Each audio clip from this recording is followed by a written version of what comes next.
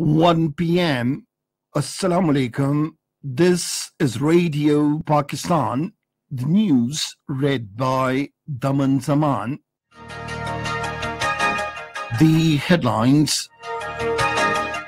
The Prime Minister has emphasized the need for greater trade connectivity and tourism promotion amongst the ECO member states. The Afghan Interior Minister and the Afghan Intelligence Agency Chief are in Islamabad for talks with Pakistan authorities on bilateral cooperation. A strong earthquake jolted different parts of the country this afternoon.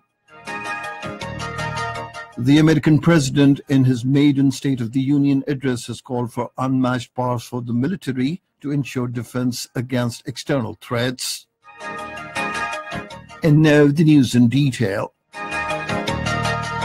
Prime Minister Shahid Khaqan Abbasi has emphasized the need for greater trade connectivity and tourism promotion amongst the ECO member states. He was talking to the Secretary General of the Economic Cooperation Organization, Khalil Ibrahim Aka, who called on him in Islamabad today.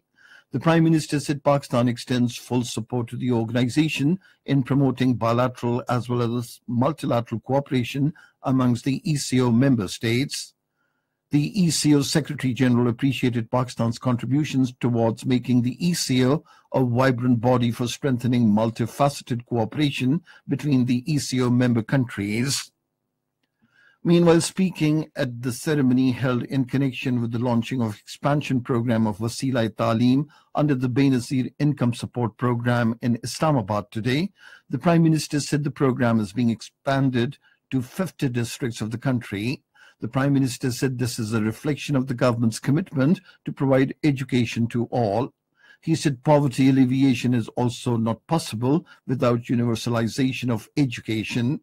He pointed out that education also guards against extremism and terrorism. Education guards against extremism. It guards against what we are fighting today, the largest war on terror in the world. But words are not enough. I think the government needs to always do more for education. Although education is now the domain of the provincial governments, but the federal government must provide guidance and vision to the provincial governments to make sure that we have 100% enrollment, 100% retention, and 100% graduation.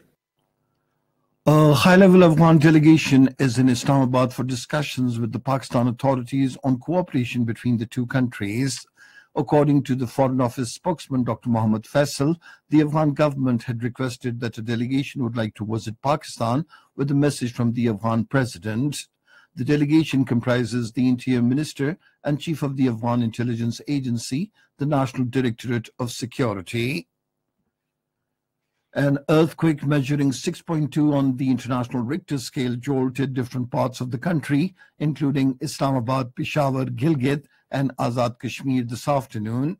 The epicenter of the quake lay in the Hindu Kush in Afghanistan. In occupied Kashmir, Gujjar Bakarwal community staged a protest march in Jammu today against the puppet administration's failure to arrest the culprits involved in the rape and murder of a minor girl, Asifa, in Hiranagar area of Katwa district. A large number of people staged a sit-in near the Jewel Chowk in Jammu, demanding justice for the family of the victimized girl and punishment to the culprits. Meanwhile, a youth injured in the firing of the Indian troops on protesters in Shupaiya 4 days ago succumbed to his injuries at a hospital in Srinagar today. The American President Donald Trump has vowed to wage a campaign of maximum pressure on North Korea to prevent it from the pursuit of nuclear missiles. In his first State of the Union speech to the U.S. Congress, he warned that North Korea's reckless pursuit of nuclear missiles can very soon threaten our homeland.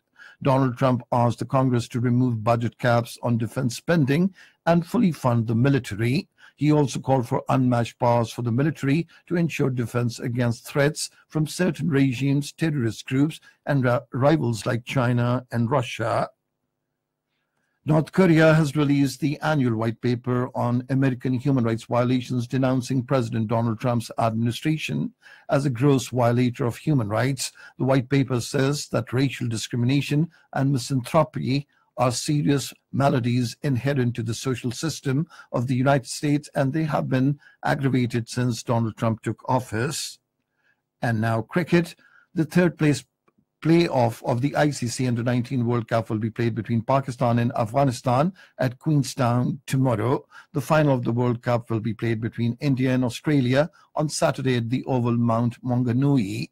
And that is the end of this news bulletin. For more news and analyses, log on to our website, radio.gov.pk, and you can also access video bulletins on our Facebook link, facebook.com/Radio Pakistan News Official.